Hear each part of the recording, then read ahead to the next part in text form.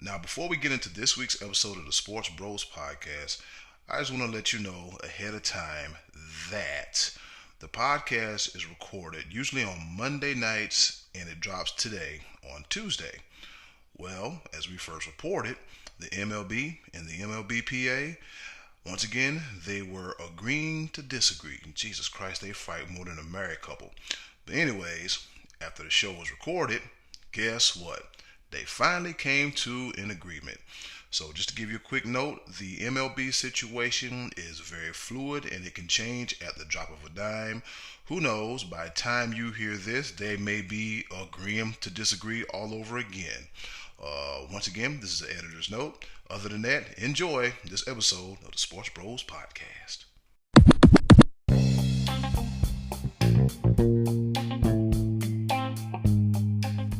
Welcome to the Sports Bros podcast, featuring the Almighty B Live, the Money Man Scottie D, and your host, the head of creative, Eddy Kool. And without any further ado, here they are, the Sports Bros.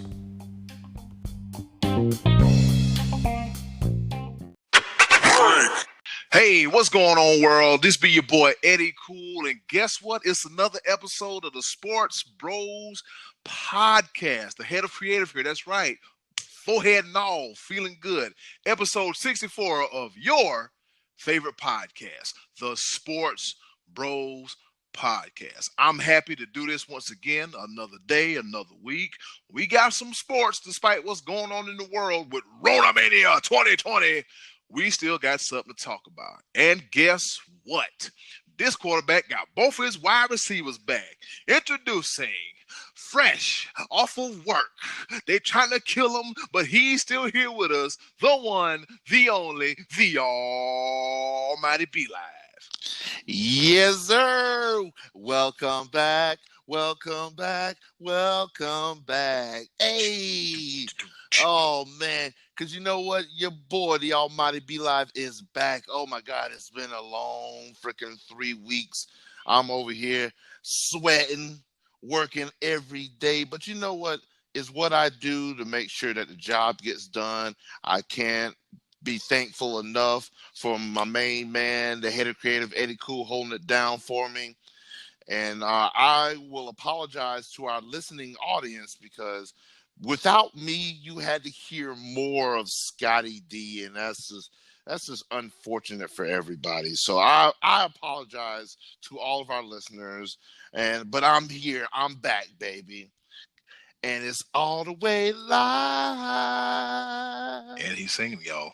It's all the way live. All right, yeah, go ahead and introduce that other guy. All right, cool, we back.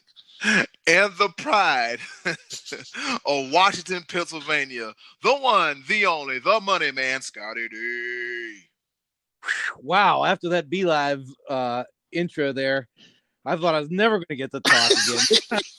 This time last week, I'd already made 4 or 5 great points about sports. I think I was never going to get a chance to talk here.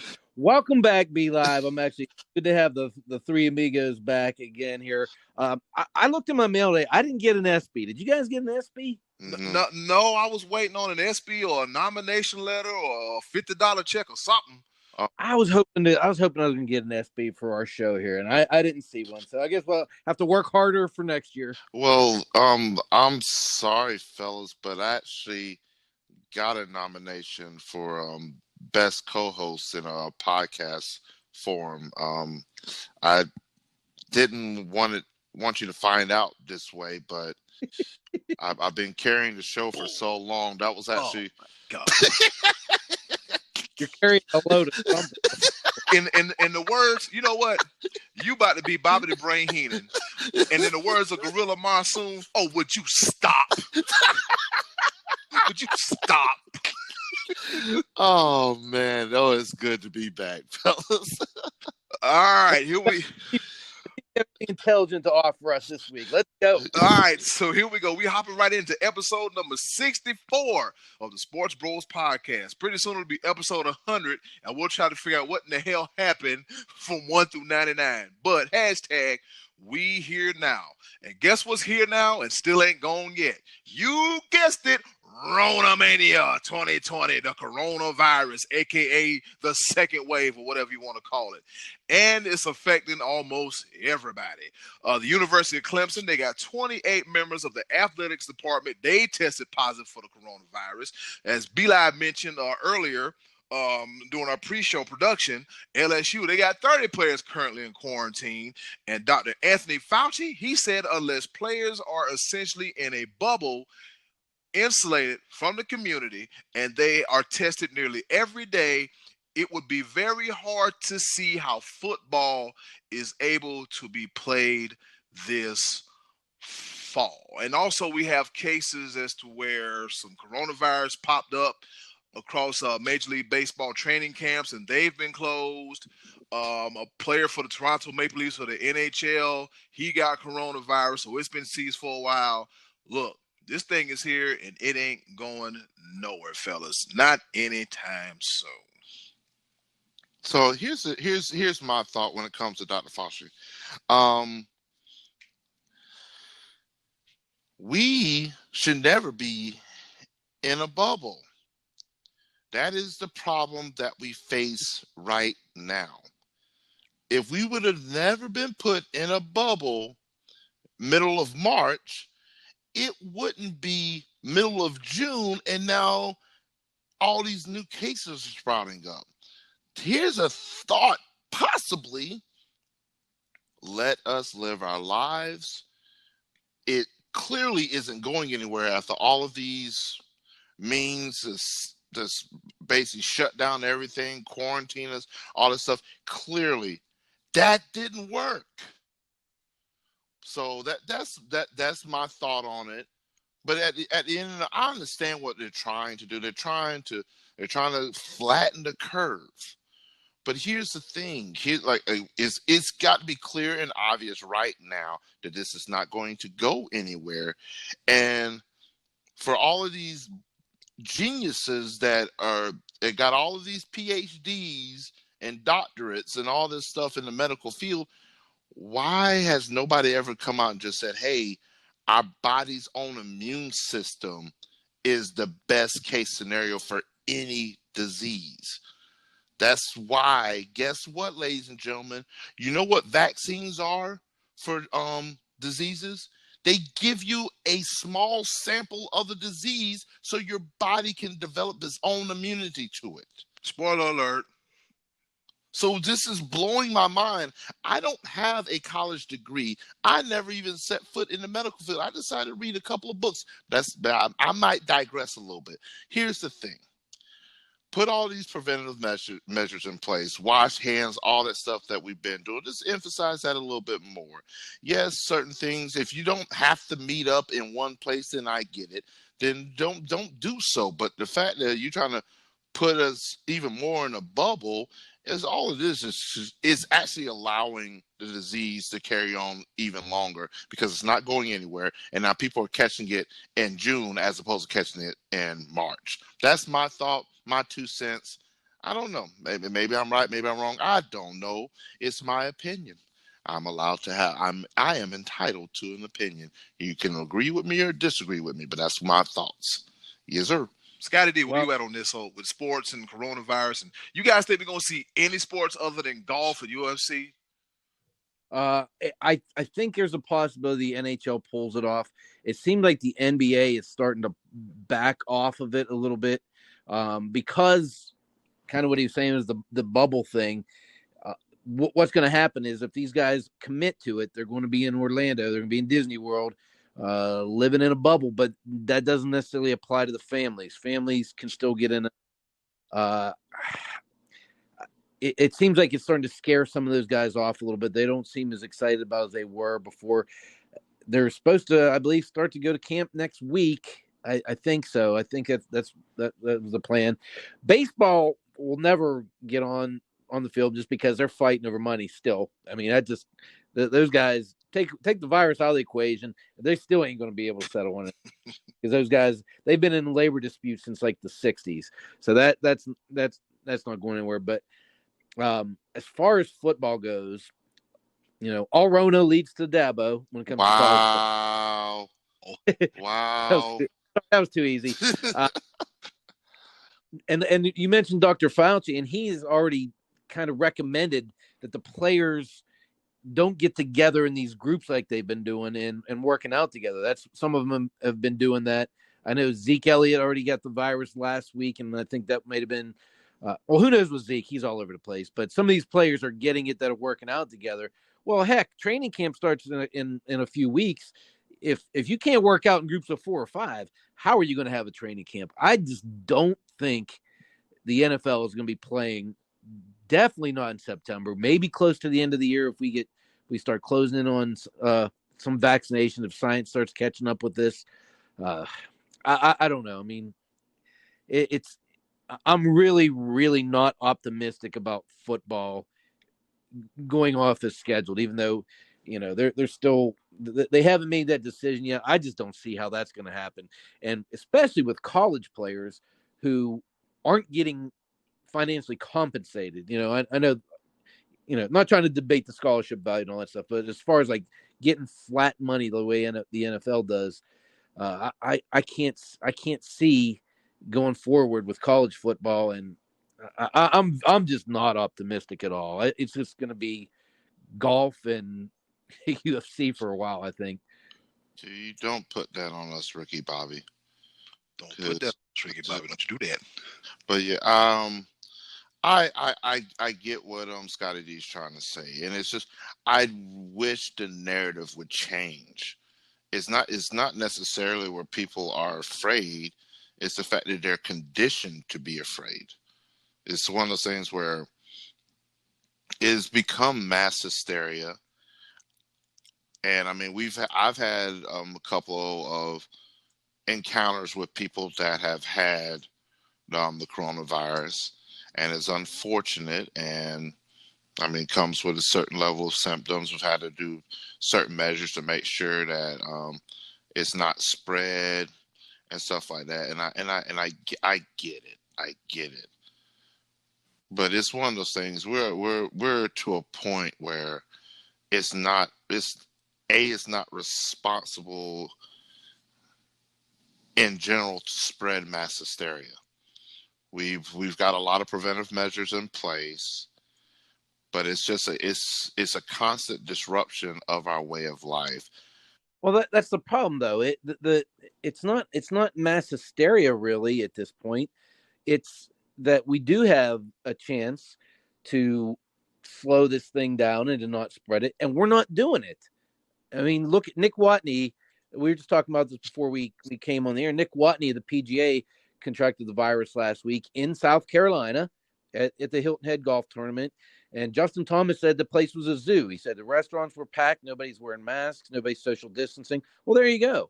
I mean, they're the world experts on disease control are telling us, stay 6 feet away, wear masks in public, don't get in big group gatherings, stay home as much as possible. And we're just not doing it. We're ignoring all that. And you see the numbers are shooting right up. A football stadium or a hockey arena or a basketball arena is not, you say we want to get back to our normal way of life. Don't be buying to mass hysteria. But I mean, that's the reality of it, is if you go do these things, your chance of getting it increases, and the chance of spreading it to someone susceptible to damage or death also increases. And I've also seen, speaking of South Carolina, mine and y'all Mighty Be Live's home state and Scottie D's residence also, I forgot which news station it was, but they have a camera on the beach. The beach was packed. It looked like summer 2019 pre-Rona. And I'm over here like, hey man, at this point, it is what it is. Just hope your body has the necessary antibodies to fight off this thing, because there's no cure for this thing, man. And if you get it, the best thing I can recommend to you is drink a bunch of water, take vitamin C, vitamin D, stay in a room and chill. But I mean, people are not going to put their lives on hold. They're not going to, stop the economy. You can't just stop and start the economy like that. And us being sports fans, I mean, look, we got a weekly sports podcast that we put together. And, for a while there, we were scraping for stuff to find, but, sports get, sports is a 24/7, 365, industry, and it always gives us something to talk about. But here we are, like, okay, as you stated, the NBA looked promising, and now we in the bubble. Is like, oh, wait a minute, and then you got these cases popping up between Von Miller had it at one point, Zeke Elliott had it at this point, Rudy Gobert he had it, Donovan Mitchell had it, and not to mention the other cases around the league that we don't know about. The only reason we know about these cases because these are marquee names. So it's just figuring out how to move forward and how to be safe after that. And football is like what? You got 12 men on the field, and you got 7 on one side, 12 on the other, and then it's just like, are we not going to tackle? I mean, basketball, are we not going to defend each other? Hockey, I mean, body checking, are we not going to, play defense check and wear 1,000 pounds of equipment? It's like, and it's just the fact, like, what are we not going to do in order for this to go forward? But the issue is, it's still out there. No matter how safe you are, it's still out there. Yeah. Well, and these guys, these athletes, by and large, are young men. Mm-hmm. And tell these young men, when your games are over, go home, don't spread the virus. A lot of them ain't going to listen to that. I mean, look, just a small example, Dallas Goedert of the Eagles, he got sucker punched at a bar the other day. He's out at a bar in South Dakota. I'm quite certain if he's at a bar, he's not sitting there drinking a beer through a mask. Mm-mm. So, he's out. And not saying there's anything wrong with him doing that, but if he sat next to somebody who has the virus and takes it off to camp, then there you go. Then there's an outbreak in one team's camp from one player. It's just a highly contagious virus, and it's going to ruin our football season. I'm telling you. Well, here my thing is that, again, the testing is out there. If somebody tests positive for it, still do the same thing we've been doing, the 2-week quarantine. If somebody catches it, you test, you continue to test, you test every week. The resources, I do believe, are out there for a season to commence. Now, I think it's more of a big deal. I don't think on the player side, it shouldn't be as much of a big deal. It's the fan side of it. Mm-hmm. Like, that's where things come into question. Like, honestly, do I sit here and say that we should have fans in the stadium right now? Right now, I agree with you, Scottie D, as far as like your stance on this. I don't think fans should be in the field, but that's also a huge revenue stream. So it is what it is at this point. But like, as far as the test being out there for the players and stuff like that, nobody should set foot on the field if they're positive for this disease. Granted, those policies are already in place before they even got to training camp or anything like that. So give us our football, man. Yeah, I know. I don't necessarily have to be in the stands. Just give it to me. 2020 sucks. God, big time, man. Big time. All right, fellas, well, let's talk about something else, Eddie. What else you got? Move right along, man. We're going to talk about the ESPYs. They had an award show last night. ESPN had their annual award show, the ESPYs 2020. A whole different twist. Of course, everything is affected by the current COVID-19 coronavirus pandemic. And we have a short list, if you will, of winners. Nelson Cruz wins the Muhammad Ali Sports Humanitarian Award. The LA Dodgers, they win the team equivalent of that award, the Sports Humanitarian Team of the Year Award. Sorry. And Kevin Love, he wins the Arthur Ashe Award for Courage. And one of my favorites, and me and Scottie D talked about this earlier, Taquarius Ware wins the Jimmy V Award. He's a running back at Mesabi Rains College up in Minneapolis, Minnesota, or in the Minnesota area. Scottie D, you said Nelson Cruz, he did what for his hometown? You said he got him a fire truck, right? I believe he bought a fire truck and some equipment for his hometown. Very emotional when he got the award. I thought that was outstanding. There's a couple other nice stories. The Kevin Love story about him dealing with his mental health and how it inspired a young fan. Outstanding story. Then you had a little tribute to Kobe Bryant that was Snoop Dogg actually had done it. Well, over some clips of Kobe. Doesn't it feel like Kobe Bryant died 5 years ago now? The way this year has gone. I mean, Yeah. doesn't that seem like an eternity ago at this point? I mean, good Lord. But I think the highlight of the night for me was the story about Taquarius Ware, who you just mentioned. And the story on that was he was, as a child, I think his house caught on fire. His little sister perished. She was hiding under the bed and didn't survive. This kid and his brother were in the fire, and this, they called him TQ. TQ was burnt severely and lost part of his left hand, I believe. Does that seem right, Eddie? That Yeah. he had okay, so part of his hand was gone, and he had, I guess, multiple skin grafts, surgery after surgery, trying to repair his skin. And as he was growing, his true love that he said made him feel more normal than anything was playing football. And as it turned out, he's quite a football player, and he's now playing for. Tell me again, who it's a junior college or a Masabi Range. Robbie Range, yeah, and excelling it there and hoping to move on to a bigger Division I school. But he received the Jimmy V Award, and he received it from Shaquem Griffin, who, if you remember, is the guy also that had a problem as a child and is in the NFL playing for the Seahawks with no left hand. And so he was an inspiration for him. What a great moment. Griffin brought his mom on. She was crying, and TQ's mom was sitting there with him. She was crying. It was just a great story. And, it just shows what good can come of participating in sports. And a lot of people aren't sports fans, but that's one of the true positives. And I thought that was the story of the night, was that young burn victim, and watch what that young man has fought through to get himself onto the football field. Man, great story, Eddie. Great story. Yeah, I remember when I think it was the E60, they did an E60 about it, or a little quick piece, and I was over here like, you know what? Whenever you in a state of mind to where you feel like, hey, I can't. You look at guys like Shaquem Griffin, and you look at guys like Taquarius Ware. You say to yourself like, if they went through all that, then here I am in my state of mind where I am. I got my limbs. I'm not burnt.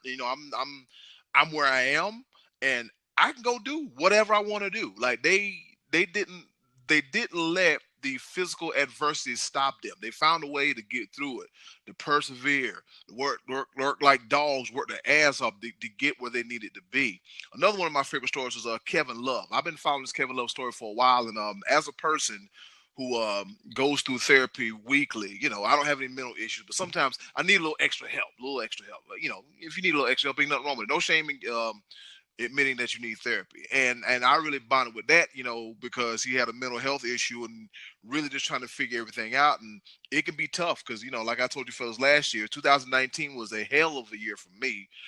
Losing my mom back in 2018, and only to lose my brother less than a year later after my mom passed away. So, 2019 was a struggle, and coming into 2020 was tough. But then I realized, like, hey, you need to get some help. And so I commend Kevin Love for that, man. And it takes a lot of courage to step forward and have this much needed conversation about mental health. Yeah, excellent. As I mentioned, guys, I was reluctant to watch the ESPYs last night because there haven't been a lot of sports on, and there's going to be some things missing. And I thought that it was going to go hard political, but they did a great job with presenting some really nice inspirational stories on Sunday nights. And that was one of them. And I actually didn't even connect the dots of how that was, how meaningful that would be for you. The Kevin Love story, it was a tremendous story. Mm-hmm. And that is what we are missing in the world today, because sports has the powerful way it's an escape also from the day in and day out routine that we deal with.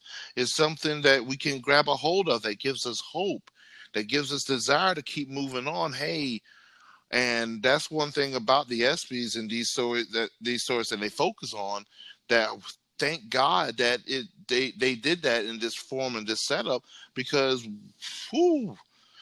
it's not much to hold on to. And And at times it could just seem very grim. And we're literally, three of us right here are literally hoping and begging and pleading because we've come across something that we're very passionate about and that we have it's become part of our lives to put this podcast together and to talk about it each week and to come up with different topics and stories and everything like that. And it's wearing on.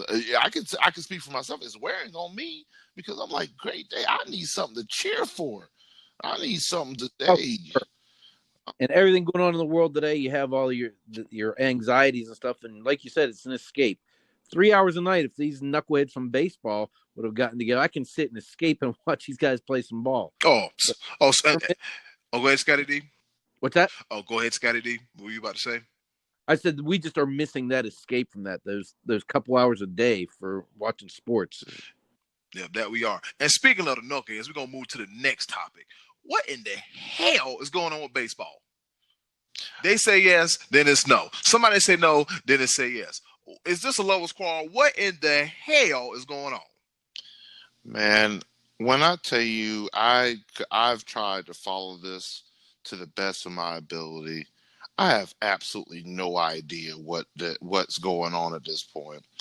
It's just a bunch of nobody's negotiating.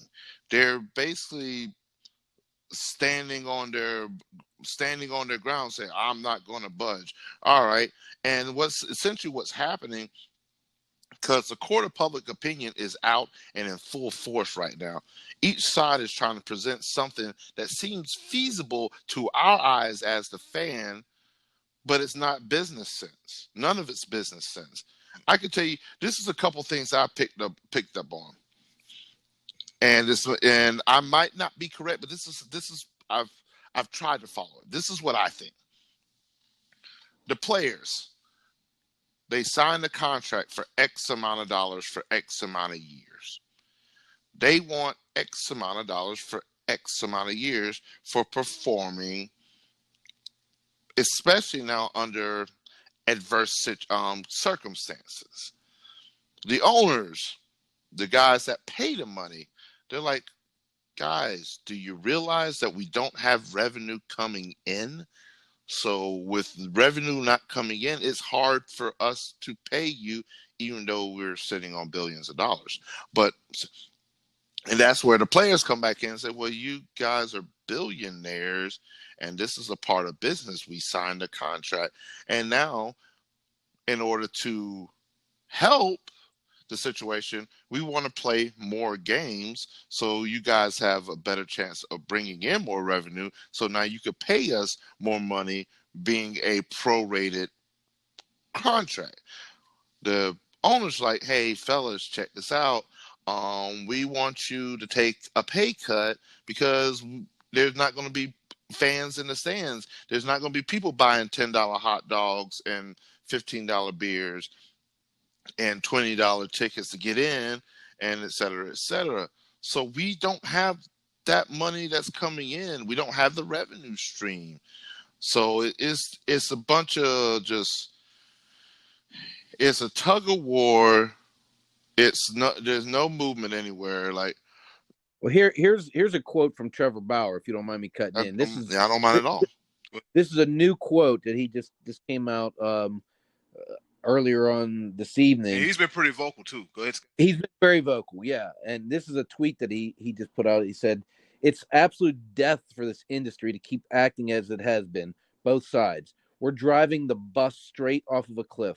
How is this good for anyone involved? COVID-19 already presented a lose-lose situation, and we've somehow found a way to make it worse." Incredible. And he's right. And for them to be squabbling so much, and I don't know all the details of it either, because it's so detailed, where they're, X amount of games and prorated pay and percentage of their full pay and all that stuff. You still need to figure it out. And I think they're at the point now where it's going to fall on the commissioner's shoulders to implement a schedule. It's probably going to be between 50 to 60 games. And then we'll see from there. But a lot of what they've been arguing on about, I don't think it's just straight up about this year. It's about 21 and 22 coming up. I mean, there's more to it than just, hey, let's have this much money and we'll play these many games this year. There's so much more to it, and you got to believe at some point it's got to be simplified. It's just like you said, it's a tug of war on both sides, and F those guys. Yeah, you know? yeah. Pretty much. So here we go. I got a couple quotes from one from Rob Manfred, Scottie D's boy, and Tony Clark, the director of the MLBPA. Rob Manfred said, "This needs to be over. Until I speak with owners, I can't give you a firm deadline." Okay. And then Tony Clark says, MLB has informed the association that it will not respond to our last proposal and will not play more than 60 games. Our executive board will convene in the near future to determine the next steps. So it is now what, June? And what, next month is usually what, the All-Star game? Yeah. So there's like what, Scottie? 3 months chewed up, gone already. I think a lot of this has to do with the Pittsburgh Pirates. They're trying to keep their loss totals down. So we play. We're not going to lose 50 games this year. No. We have a chance of not losing 50 games. So this might be on my Buccos right here. No. I disagree wholeheartedly. It is not on the Pittsburgh Pirates. That might be that sounds viable, but it's not the Pirates. It's the Houston Astros. It's the Astros because they don't want to get hit by pitch at an alarming record pace. So the less baseball that they play, the less times they can get hit by a pitch. Very true. The Astros got to be happy that way. Whew. They disagree. We can live another day. I don't feel like going to Boston and getting beaned. I don't feel like going to Anaheim and getting destroyed. I don't want to go to Arizona because they fight out there. So, yeah. You remember how heated what it was, the Dodgers and the Diamondbacks that one season? Mm-hmm. Oh, yeah. Fighting in the stands, fighting in the pool. What is this, like what? Malice at the Chase or something like that? But, yeah, the end this, fellas, baseball, hashtag, do better. Yeah, do better. You got to figure something out. Eventually, baseball will decide to get its mess together because, as Scottie D said, they've been having labor disputes since the 1930s. You said 60s, 19. It's like it's been forever. Every 2 years, something going on. Baseball players, money, and everything. Now, we remember at one point, the 1994 season was shortened due to a strike to, you guessed it, a labor dispute. And baseball has pretty much had been in the can ever since then. No one cared. No one gave a damn. And baseball really lost a lot of fans during that point in time. But there was that magical summer where a man named Mark McGwire, who played for the St. Louis Cardinals, and another man named Sammy Sosa, played for the Chicago Cubs, and they were on a relentless pursuit at that time of the single-season home run record of 61 home runs held by the late, great Roger Maris. And that leads us into the next topic, the long gone summer 30 for 30 special that ESPN put out last week. We didn't have time to fit it into the show last week, so we're going to talk about it this week. And Scottie D and myself, we did have a chance to watch the long gone summer. Scottie D, I thought it was a very phenomenal special. I thought it was. What was cool about it is that when we look back now on that era, we look back at it like we look down our nose at it. Like that was a shameful time. But at that time when that was going on, it was marvelous. It was so fun to watch that. I'm one of the fans who was really, really upset with baseball when they canceled the World Series. To me, I was like, that is unacceptable. Just to review, there was actually a baseball stoppage during the 1972 season, canceled 86 games. Then I can remember in 1981 when I was a kid, missing a game that my dad bought tickets for because they didn't play from mid-June until about mid-August. There was another strike. Then you cancel the World Series? Are you kidding me? So, like a lot of people, I had a very bad taste in my mouth for baseball. And then comes McGwire and Sosa, and it was magical, man. I mean, watching these guys, it felt like they were delivering it every appearance, every at bat. You were excited to watch it. I remember ESPN late in the season cutting away from other games and other events to to show these guys coming up to bat. And it kind of takes you back to what baseball really needed. Matter of fact, if I'm Rob Manfred and you guys don't, we don't get baseball this season, I would announce at the beginning of next season, everybody's allowed to do steroids again, because that might have to be the ultimate savior of baseball. But like I said, you look back on it now, and it's like you look at it like it's dirty and it's bad. But at the time, man, how awesome was that? It was great, man. Like you said, it was must-see television. When you saw the Cardinals on TV, you had to tune in. When you saw the Cubs on TV, you had to tune in. Baseball was must-see television, and you had a guy like Mark McGwire, who had already had in his rookie year, he was the owner of the 49. Yes. He hit 49 home runs, and he was the owner of the record and everything. And so, you had all that going on. And so it was great. It was so great to see that. And just like I said, man, baseball was in a position. It was bad. It was rough. I mean, like you said, Scottie, labor disputes, strikes, and everything. And just to see, two men playing in the same division, in the same league, just tearing it up, just doing what they do best, and just hitting balls out the park. Like, think about it. McGwire was well known.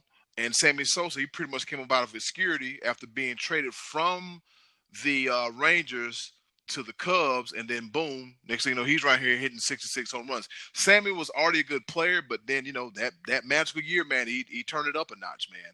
And well, what made it magical too, Eddie, is if that they kind of showed a good bit of this during the documentary, was the relationship that those two guys had with each other. It made it fun because McGwire was like, this giant, this powerful hitter that you almost expected at some point was going to make this run.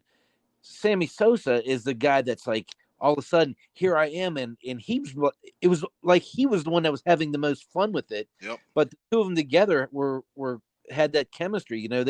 Sosa was the perfect number two. He was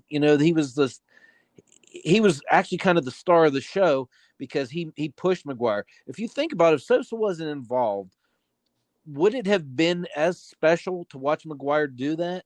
Or was it more fun because there was some competition for it? They asked McGwire straight up, do you think, or did Sosa push you? Did you think you hit as many because of him? And he said, that's a great question, because he did push me. He did motivate me. You just got to wonder, would it have been as big of a deal if Sosa wasn't along for the ride? Because Sosa broke that record too that year. He hit 66. Between the two, they both broke that record. And that was, to me, I think, part of what the fun of it was, that not only were you following a guy chasing history, you were following two. That was really both likable guys. That was what was so special, I think, about that summer, is that the two of them together made it fun. Yep, and it was supposed to be slated as Mark McGwire and Ken Griffey Jr., but Griffey fell short, and out of nowhere comes comes Sammy Sosa. What were we about to say, Be Live? Oh, I was just I said I've been looking at a couple things, because they just recollecting that 1998 season was like I said, magical. Like, you were good. I don't care who you were. I said, I'm a football fanatic. I like my basketball, like my hockey. Baseball is usually like it's either third or fourth, depending on how I feel about my teams that year. My Braves have always been the 90s. It was a beautiful thing. But I mean, just watching Mark McGwire and Sammy Sosa swing the bat, and I'm talking about just not only just the amount of home runs. Mark McGwire were crushing 500.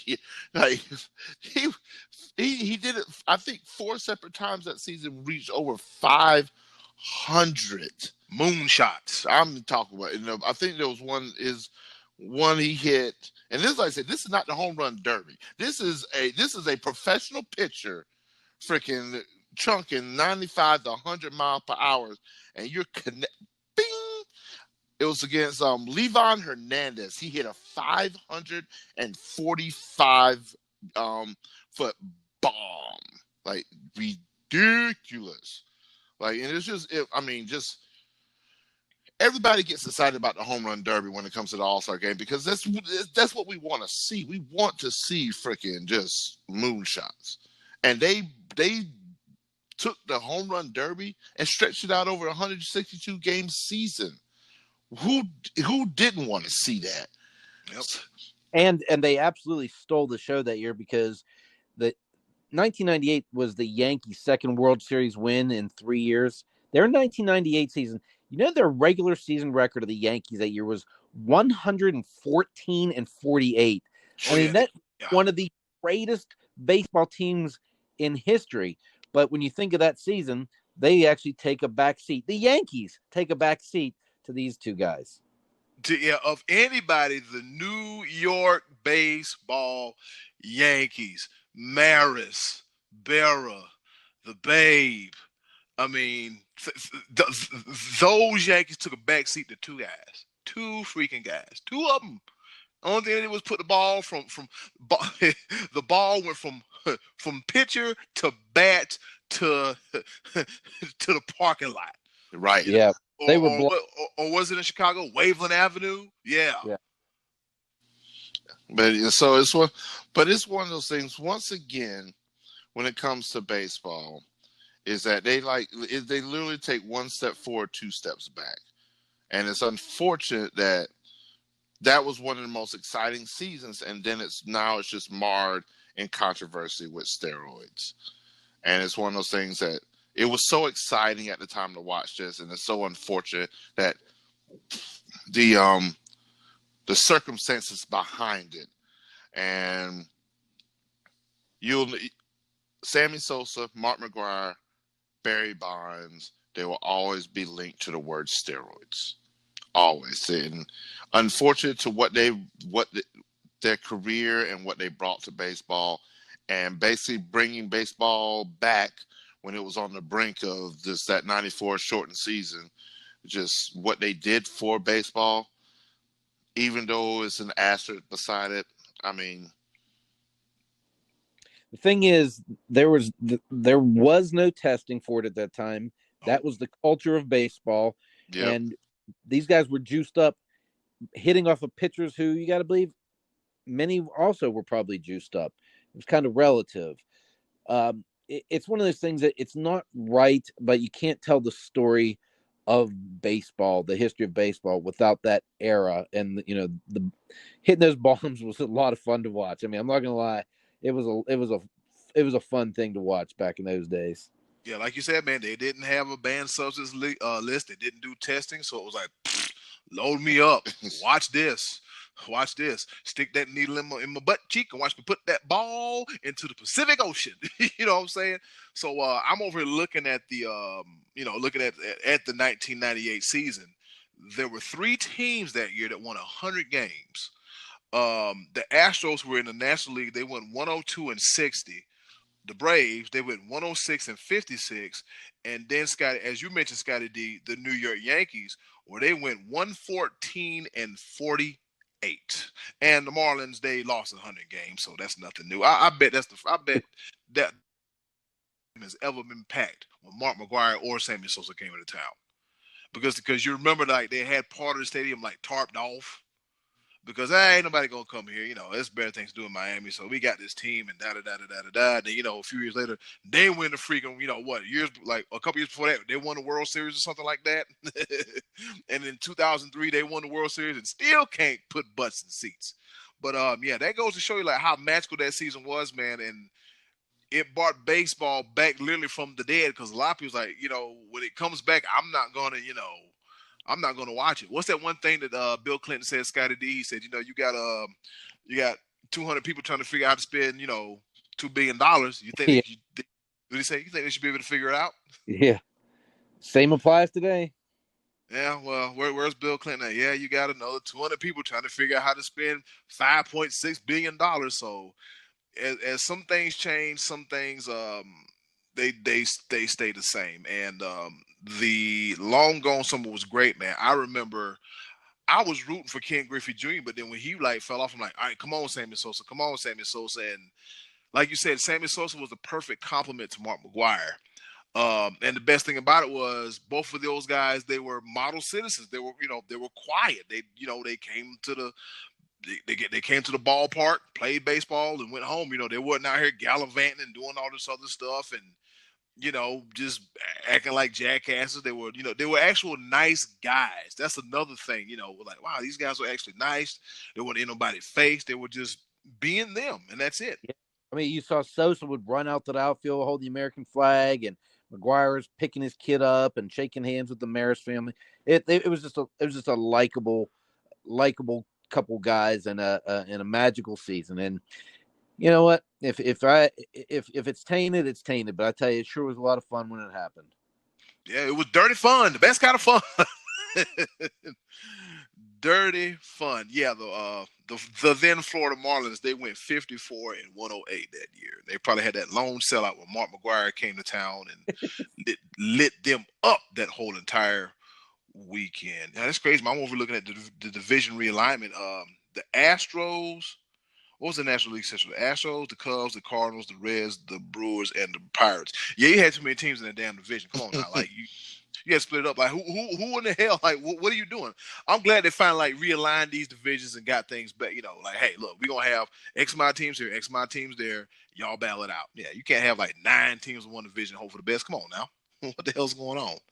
Yeah, so the 1998 Major League Baseball season was one for the books and helping baseball to get back to where it is. I won't say now, but from where it was the long gone summer of 1998 with Sammy Sosa and Mark McGuire doing what they do best, and that's putting the balls out of the park. And Sammy Sosa like, look, man, you're not going to get me to tell you about me doing. I'm not. Sammy, you know what, man? Sammy going to take it to the grave with him. Mark McGuire's like, you know what, man? Whatever, man. This is what happened. Sammy's taking that thing to the grave with him. I swear he is. That and his skin color. Oh, I'm sorry. I'm trying to figure out where he went wrong. He's like, it's a skin. What does he say? He said he rubbed cream on it every night. Yeah, he rubbed cream on himself every night. Son, yeah. Sammy, that's another topic for another day. Right. I'm like, self-love anybody? Come on, Sammy. What are you doing? What are you doing? He looked pink. He looked a pig. Between him and Lil' Kim, I don't know what's going on, but I digress. Man, you know what we about to do? We about to take this here train and put it all the way back on the tracks. And speaking of trains on the tracks, hey, yo, Button, hit it. And now, our favorite part of the show, the choices of the voices. Thank you once again to the wonderful and ever so lovely Miss Button for the intro to the choices of the voices section. Look, 60 plus episodes in, you know what time it is, like 2 watches. This is our favorite portion of the show where Scottie D asks questions. I get all the information during the week and we record this here podcast and we talk about your answers because this is the choice of the voices. You made a choice to be the voice and here it is. So Scottie D, what's the question for this week's choices of the voices? All right, kind of staying on topic with baseball. We asked what baseball team would you like to go spend a weekend visiting to watch them play in their stadium and in their city? I was telling you last week about how I had spent a weekend. Actually, it was this very weekend, I believe 7 years ago, that I was in Chicago. I had always wanted to see Wrigley Field, spent the weekend up there watching the Buccos play the Cubs, and it was super, super cool. So I had that kind of thing in mind. If you haven't been to a baseball city yet, where would you like to go to spend a weekend watching the ball game? All right, we got a few answers. We thought we would have a big mass turnout, but hey, man, I understand it is what it is. People going back to work, you don't have the time, but we're grateful for getting what we have. Well, it's a question, but it's no cereal. It's no favorite cereal question. Hey, look, that damn cereal question. Why somebody say something about getting fired up? That thing took off like wildfire. I'm sitting there 80 some questions like Scottie. I'm only reading 20. I'm not doing the whole 80. I told everybody thank you, but I'm only doing 20. So here we go. My man Scottie LaCour, he said we were supposed to go to Chicago for the Cubs-Mets game. I think it was last week. He said, and the day prior was a day game at Wrigley. Wow. So we got one for Wrigley Field. Damn you, coronavirus. Yeah. So we got one game at Wrigley Field. Stacy Tanner, she said the new Yankee Stadium. Have not been there yet. That's a good one. Yep, the new Yankee Stadium. In the new Yankee Stadium, the one where you hit the ball 250 feet and it's a home run in right field or something like that. It carries the right pretty well. Yeah. It's like, what? Wow. Just tap it. Just tap it. That's all you gotta do. Just watch. Just tap it and watch it. If the wind's blowing on a good day, hey, you got a round tripper, baby. Here we go. Uncle Max, he said, I would love to go to Oracle Park to watch my Giants take on the Dodgers. It's one of the greatest rivalries in baseball, rich in history. It is also the only notable rivalry in the National League West. Let's go Giants. This would have been our year. So 1 for Oracle Park in San Francisco by McCovey. Is it by McCovey Cove? Is that what it is? Yeah, I think that'd be cool to see a game there too. I think awesome. Yep, right there by the bay. Let's see. Monique Adams, she gave us a twofer. She said, I would like to visit Wrigley and Fenway, 2 OG baseball stadiums. Historic Wrigley and Fenway, who's been up since the beginning of time. And our one and only Trey Duke, he says, baseball sucks. Okay. I actually thought he would say Cowboy Stadium. Of course. The baseball kind of in line with Trey. I get it. What's the stadium that was it in Arlington? Yes, the ballpark in Arlington. Yeah, the ballpark in Arlington. Did that ballpark have like I think part of it looked like Fenway, part of it looked like old Tiger Stadium. It had that old has an old look to it. Yeah, had and that was a very interesting stadium. All right, so this is a short version of the choices of the voices. So shout out to Scottie, Stacy, Uncle Max, Monique, and Trey Duke for their contribution to the choices of the voices. Now it is our turn. Scottie D, where would you like to go? Well, I would love to go to Fenway. That's always been on my list. But as I was thinking about this, I would really, really like to go out to Dodger Stadium just because I've never been to California.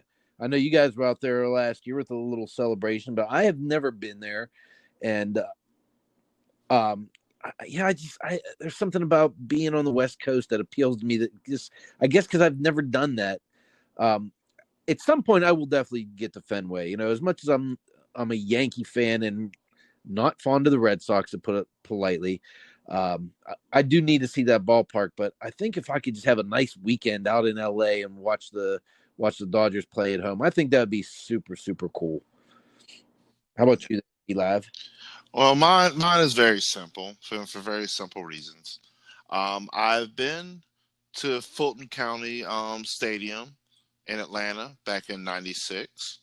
I've been to Turner Field when they tore down Fulton County Stadium in Atlanta in '97 and '98.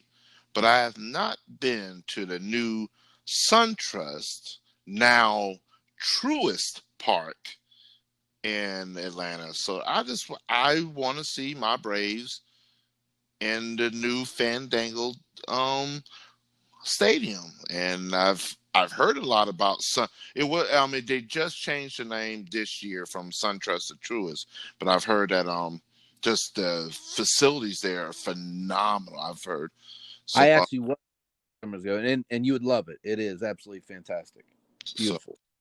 So I got to get there, and I'm gonna call up my oldest sister, be like, hey, I'm gonna crash on the couch, and I'll be there for a weekend, so I don't have to pay for a hotel room, and I'm gonna go whenever we decide to get baseball back in 2021, because it's not looking good for 2020. Be like, we might have to figure out something, man, because my brother lives down there, so we might have to, Scottie D, we gonna drag you along too. Yeah. Hey, honestly, I would love it if the three of us saw a game in PNC Park. You know, I've been to Pittsburgh, obviously, many times to see the Pirates play there, but it is truly one of the most beautiful parks you will ever see. It's a fantastic stadium, PNC Park in Pittsburgh. Yeah, they, PNC. They get a good right there once in a while. That would help things, but. It's a beautiful place to go watch baseball. PNC sits right on the river, right? It does. Wasn't the old one called Three River Stadium? It was, and it was one of those cookie cutter stadiums like Riverfront and a couple of those others in the 70s that were the multi-purpose park for football and baseball. Three Rivers was home growing up, but it wasn't nearly like PNC is just an absolute beautiful place. If you hate baseball, you could probably still sit there for a couple hours and enjoy the city skyline out in the outfield and all that stuff and the bridges and all. It's just a beautiful place to watch baseball. The view makes it worth it. It really does make it worth it. So let's see. Like you, Be Live, I've had a chance to check out Turner Field. I think 2 years before they shut it down. I don't know why they're still in good shape. When I moved up here to Cleveland, I had a chance to go to the old Jake, also known as the Progressive Field. It's nice, real nice atmosphere. But I'm gonna have to kind of vote the consensus, man. I gotta go see Wrigley, man. I gotta go see Wrigley, man. One of the oldest stadiums, oldest parks in the league, historic, and I just want to be a part of the atmosphere. You know what I'm saying? Just be a part of the atmosphere. I want to catch it like when they're in the middle of a pennant chase, when they're playing like the Brewers or a Central Division opponent or a foe, where they're playing baseball. So I would have to say Wrigley. I would actually have to say Wrigley. And you know what? I got a couple of them. I want to say Wrigley. I want to check out that Minute Maid Park down there in Houston and see what's going on with that. And I also want to check out that Chase Field over there in Arizona, see what they're working with, see what's going on, because Chase Field and Minute Maid Park, they both hosted, wrestling events. So I just want to see, okay, well, it'll be good to go see some baseball at too. But like I told you, Scottie D, like you said last week, going to a dome, going to Tropicana Field or something like that, that's nice, that's okay. Or the old Olympic Stadium in Montreal, that's nice, that's okay. But there's nothing like the atmosphere and a feel of an open air baseball stadium. Nothing compares to it. Yeah, you're right. So maybe 2021 we get the Rona out of the way, get baseball back. Be Live keeps working these long hours. He can fund us on a little stadium tour, SportsBros Ballpark Stadium Tour 2021. Who funded? Who fund what? Who is we? They're working you 14 to 20 hours a day, so they got to be paying you. So what have you fund us a little 2021 stadium tour for the SportsBros podcast? The way my bank account is set up, I got a check in and a savings, and I got to move my. I don't. But no, like I would love that more than anything. Like we're gonna make something happen when this is all said and done, and we get some sense of semblance back together. Ladies and gentlemen, you heard it here first. Sports Bros Baseball World Tour. Hashtag and all something. Well, we're gonna make it happen. Let me see. Do we have to set up a Cash App or a PayPal account so that way our listeners can start, chipping in and give us a little bit of money? You know what I'm saying? It'll go to travel expenses and also production costs. So I'm saying, hey, it is what it is. You guys enjoy listening to us. This stuff ain't free. I'm saying, money don't grow on trees. Yeah, that it don't. But no, I say this, so we greatly appreciate our listening audience and everything like that. And we're going to continue to do this every week until we physically can't anymore. And Scott is closer than me and Eddy Kool to that inevitable time, and because he's very old. So wow. Welcome back to YouTube, Be Live. Yeah. Nothing. Are you guys interested in what the question is for next week? Yes. I was just about to ask you that, Scottie D. So what's next week's question for the choices of the voices? Let's take this off my age and see what we're going to do about it next week. All right. What athlete have you missed the most watching? I know we canceled some baseball, canceled some basketball, canceled some hockey, March Madness, all that stuff. Where do you feel like you missed out? Who do you miss putting on your TV, or have you missed over the course of this little time off? Because I'm missing a bunch of these dudes I want to watch play. But who's your number one? Who's your top pick of somebody you really are missing to watch on TV right now? Yeah, and that is the question for next week's Choices of the Voices segment. Speaking of something else that came back, fellas, guess what else came back? New Japan Pro Wrestling came back. I think a few days ago they came back. They're doing the same thing that WWE and AEW are doing. They're pretty much in an undisclosed location with only essential people in the building, and yeah, it's good to have another wrestling league come back. The one in Japan, the Strong Style Puroresu, if you know the lingo. But yeah, I mean that's a sign of good times, man. You know, some companies and corporations are slowly but surely starting to come back. So yeah, New Japan, they currently have the New Japan Cup going on. It was great to see Japanese wrestling. That's why you better go ahead and get that New Japan Network, because ain't no in the world I'll get up at 5:00 in the morning to watch some dudes fake fight. But I digress. And in the words of B-Live, once again, what I gotta do, B-Live, with the train and the track? You gotta put the track back on the train. You gotta put the track. Oh boy, here we go. That's a callback from another episode from our archives. Check us out, SportsBros Podcast archives.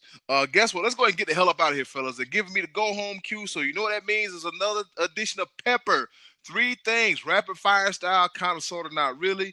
And then the tradition that I've been doing since late March, April, I'll be giving you this day in history in the world of sports, and I'll go first. Fellas, you might like this one.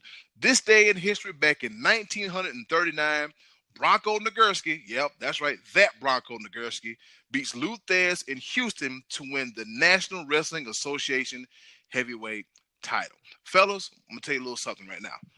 A lot of pro football players, they also wrestled as well, too, like Wahoo McDaniel, the Big Cat Ernie Ladd, and the American Dream Dusty Rhodes, baby. Because believe it or not, pro wrestlers at that time made a lot more money than the football players did at that time too.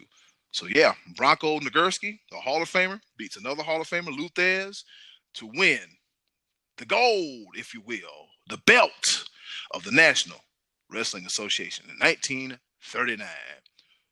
Over to you, Scottie D.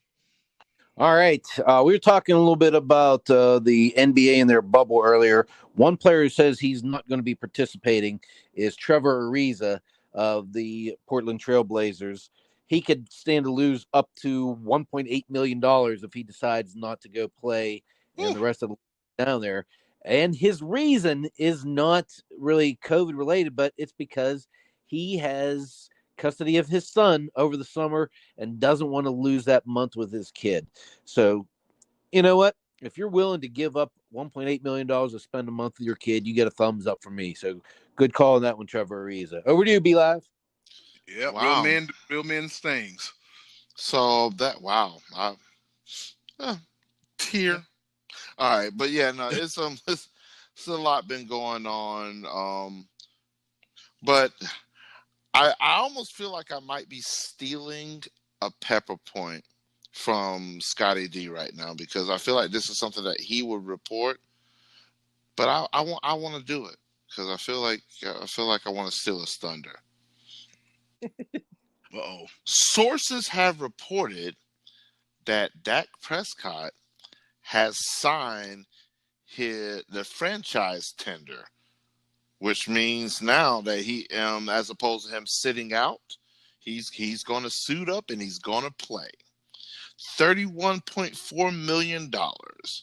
And one of the main reasons behind that, sources say, is that by signing this franchise tag, if he was to be franchised again, it would be an automatic 20% raise in the tunes of $37 million next year. So it puts the pressure on the Cowboys brass to negotiate a long-term deal, or they're going to be breaking the bank for one Dak Prescott. Moment stolen from Scottie D. Eddy Kool, the ball. Oh, that's a great one. But I got a good one for you. This day in history, back in 1963, New York Mets veteran outfielder Jimmy Piersall hits his 100th career home run. Big deal, right? But you know how he celebrated?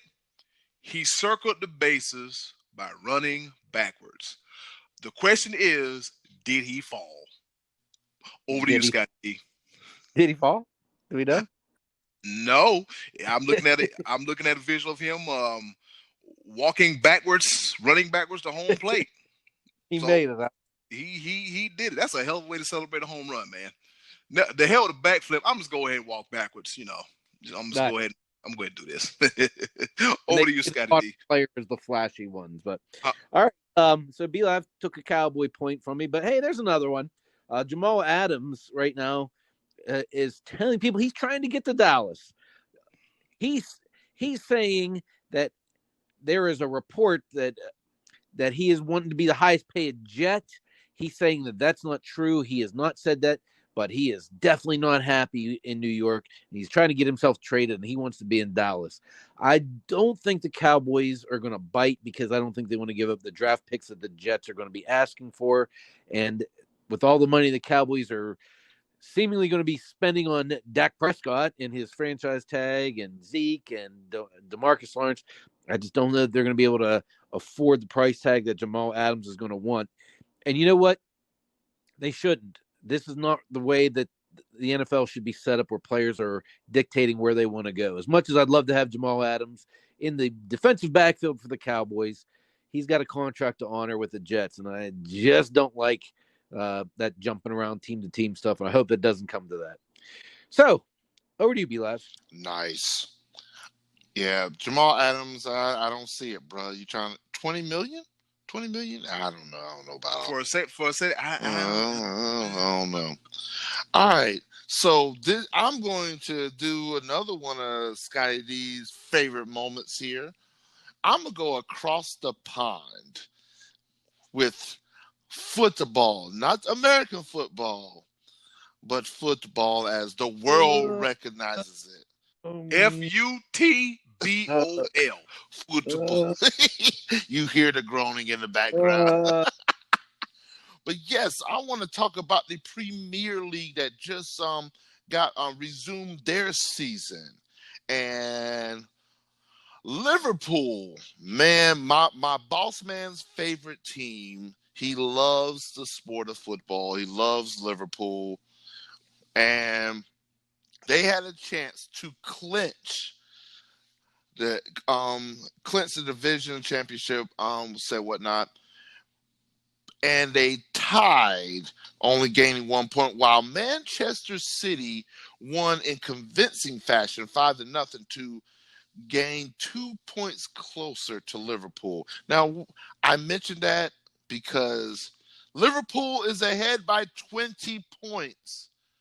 My boss man is crazy because Liverpool is going to win. They're going to clinch. He wants them to clinch now because Liverpool has an amazing record of 27 wins, 1 loss, and 2 draws, while Manchester City in second place has 20 wins, 7 losses, and 3 draws. Liverpool has 83 points. Manchester City has 63 points. Liverpool is running away from everybody. It's going to be all right. You'll never walk alone. Eddy Kool, the ball. Are we referring to Sammy Smokes? Yes, we are referring to Sammy Smokes. Wow. A team with that big, man. Look, as long as they don't do an epic collapse that the Mets did, they'll be just fine. They'll be fine. They'll be okay. Repeat that. Huh? If I wasn't listening, B-Live, can you repeat all that? No, we good. We are all to the good. Moving on to my third and final pepper point. Today, let's all sing happy birthday to Hall of Fame running back LaDainian Tomlinson. That's right, LT. Happy birthday. Yep, one of the most prolific running backs in NFL history, especially during the 2000s. On this date he was born, and he'll be 41 years old. He played 11 seasons. He amassed over 13,684 career yards, 145 career touchdowns. He was the 2006 National Football League MVP, as I mentioned earlier, a member of the 2000s All-Decade Team, and a member of the College and Pro Football Hall of Fame. I just wish the man would have won a ring, and that would have really put him up there with a lot of those guys. Happy birthday to you, LaDainian Thompson. Happy birthday, brother. Enjoy it. Stay Rona-free. Over to you, Scottie D. All right, I heard Dana White of the UFC president, talking a little trash on Curtis Blades the other day. I don't know if you guys followed this story last week of Curtis Blades. He main evented the UFC Fight Night on Saturday in the heavyweight division, taking on Alexander Volkov in what basically was a number one contender sort of match.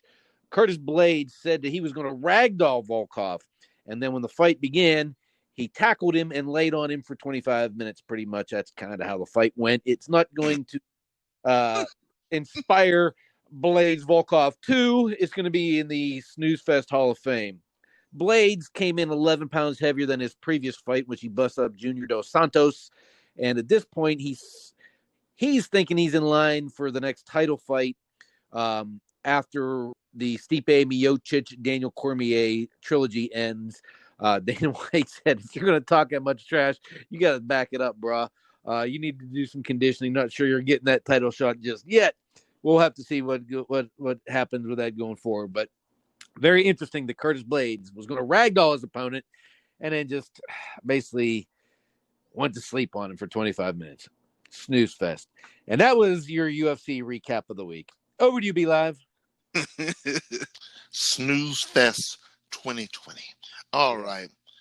I'm going to finish this in a somber note because I'm thankful to be back after 2-week hiatus.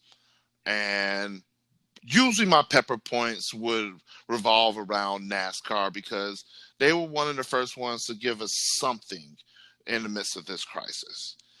And they continue to be progressive in this stance between coronavirus, between Black Lives Matter, between all the things that NASCAR are doing. I applaud them for it.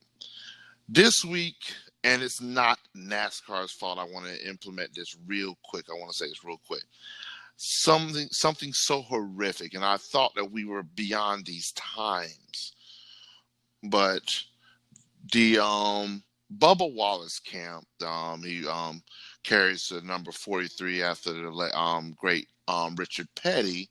The King. They found a noose hanging in the garage area in Tuscaloosa, Alabama, for before the race. It ended up getting postponed. It's Talladega, Be Live. Talladega? Okay. I stopped, like, I was, honest God, I was sickened. I didn't understand. I don't understand it. And I'm going to do my best to just simplify this. Grow what I call the F up. We're way beyond those times.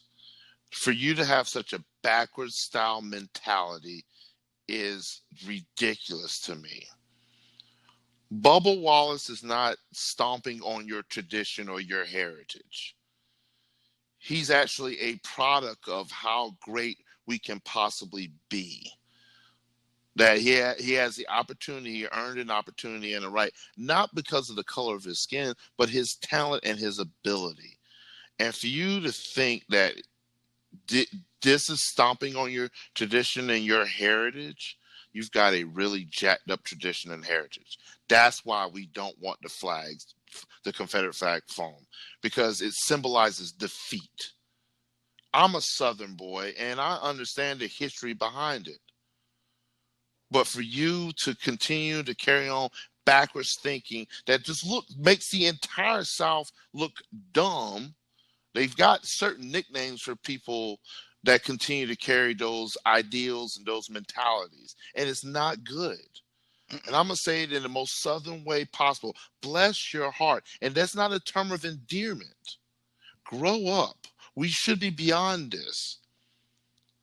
It should be about the content of our character at this point. We're so far gone from the days where the color of our skin should determine how we live our life in this country that has provided so many liberties, so many freedoms to so many people that is not shared throughout the world. We should be better off than that. So I ask you, I plead to everybody, white, black, brown, alike, all races, all colors, all sizes, across the board, do not allow this behavior to continue. Call people out. I can't stand by it anymore. I'm going to continue to live my life the best of my ability and to make the next generation proud of who I am as a man. And I hope that this little piece that we have, this platform that we have at the Sports Bros podcast, that we continue to exude positivity. This is continue to be an escape through sports that we can live together in unity, loving each other. That was a step back for those characters. Step forward for NASCAR and the people that are trying to do right. And the drivers that stood behind Bubba Wallace and pushed his car, amazing job, and I thank you for it. Yeah, well said, B-Live.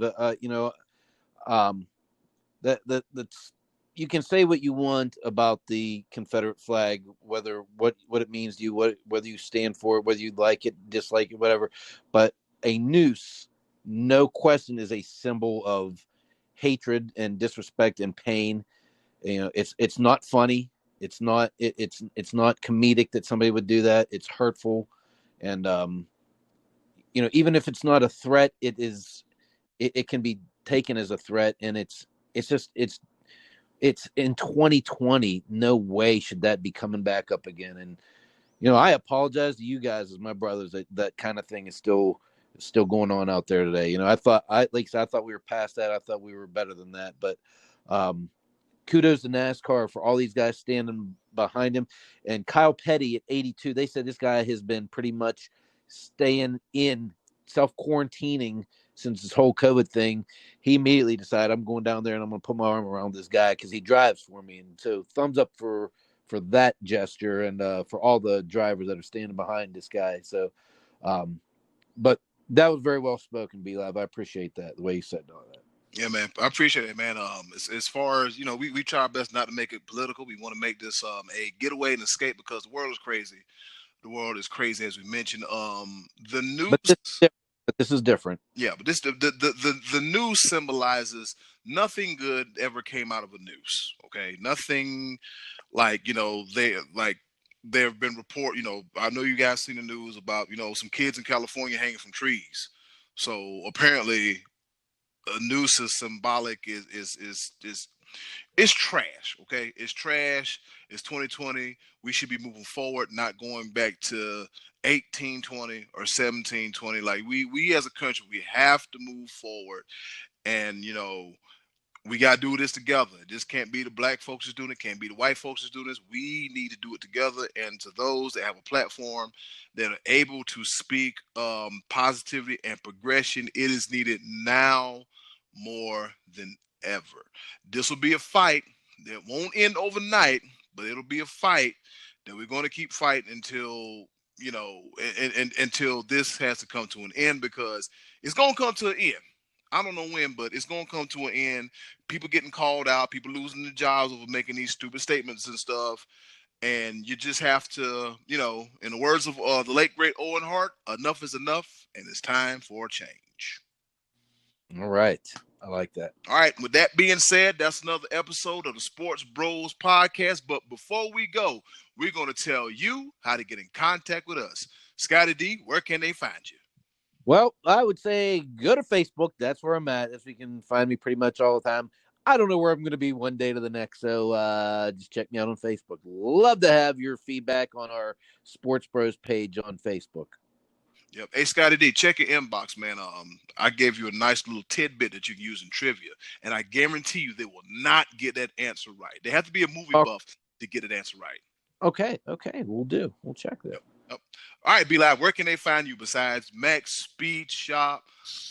Hold. Hey, no, you will not. No, you will not. No. Barbecue. Hush your face. No. Grits. No, stop it. He said grits. No, you will not take this away from me. I've been waiting 3 weeks. And deep breath and scene. Ladies and gentlemen, you can find me at Max Speed Shop here in Fayetteville, North Carolina, 482 North McPherson Church Road, home of the best burgers, brisket, pulled pork, home of 57 beers on tap, over 200 bottles and cans of beer, featuring our local breweries, Dirtbag, Highland, Foothills, all across North Carolina, craft breweries. That's our specialty. Also, when it comes to our social media sites, when it comes to the Sports Bros podcast, you can go on Facebook, find us Sports Bros Podcast page. You can find us on Twitter at Sports Bros PCast. You can find us on Instagram, Sports Bros Podcast. You can also find us on our WordPress website on WordPress, Sports Bros Podcast .wordpress.com. If you have any comments about the show, any feedback you'd like to give to us, you can check us out on our email, sportsbrospcast@gmail.com. Also check out our YouTube site. Some footage will be on there. We also just released our hometown, me and Eddy Kool's hometown, where Scooter, Scottie D, resides in North Myrtle Beach, just released a virtual graduation video that had a lot of help with, and I'm very proud of being able to provide that for the class of 2020 graduates at North Myrtle Beach High School. My alma mater, class of 2000, Eddy Kool, class of 2002. So definitely want to give all the graduating seniors a shout out with that. Thank you all for listening. Love all of our listeners. Thank you for having me back. It's so good to be back. Yes, Lord. I'm back. You guys got Zeemah down at the speed shop there? You got a who? Zeemah? You got Zeemah? Wow. You know, I can't do this. I can't. Zeemah and Grits coming on there for some Zeemah and Grits. Zeemah and Grits. Up. I guess that's the name of the episode. No, it is. No, it is not. No, it is not. Zeemah and Grits, the name of the episode. Of course, you know me. I'm the head of creative, Eddy Kool. You can catch me at work at the Cheesecake Factory in Westlake, Ohio. Oh, I'm telling people where I work. That don't mean you come bug the hell out of me, all right? Don't do that. You ain't got time for that. But come by, show me some love, spend some money with me. Let me feed you some cheesecake. Let's talk a little bit. Yeah, I got a mask on. Now I know how B-Live feels, 98 degrees and hot, just breath for no reason. But you can check me out there. You can check me out on Facebook, Eddy Kool, Super Cool 5000. That's the Snapchat if you do that. Cool Season, all one word, on Instagram, and all of the other aforementioned Sports Bros podcast pages. All right, fellas, any last words before we get up out of here and go watch some wrestling? Woo, wrestling. Zeemah and Grits, baby. Zeemah and Grits at Max Beach Shop. Can't wait. Wow. Fayetteville, North Carolina at North McPherson Church Road. Yes, sir. Well, at least we got the North McPherson Church Road part right. I appreciate it. I appreciate it, fellas. Yeah. And shout out to 99.1 The Fox for making sure I knew about some North McPherson Church Road. Boom, boom, boom, ad nauseum. and with that being said, and in closing, do something nice for yourself. And if you can, do something nice for someone else. They'll greatly appreciate it. Don't believe us. Just ask Bubba Wallace. Guess who's back? Back again. There's been another episode. B-Live's back. Of the Sports Bros podcast. Tell a friend. Guess who's back? Nah. Yes, sir. And I'm out.